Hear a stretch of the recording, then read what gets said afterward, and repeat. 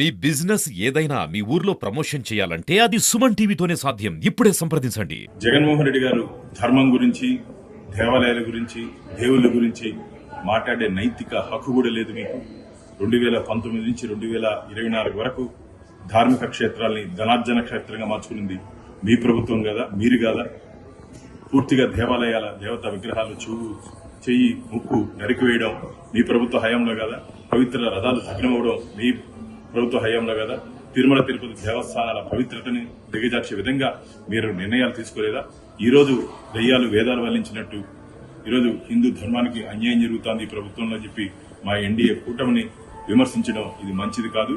మీరు చేసినటువంటి అధర్మ కార్యక్రమాల వల్లే మిమ్మల్ని ఆంధ్రప్రదేశ్ రాష్ట్ర ప్రజలు ఓడించారని చెప్పి మీరు గుర్తుపెట్టుకోవాలి.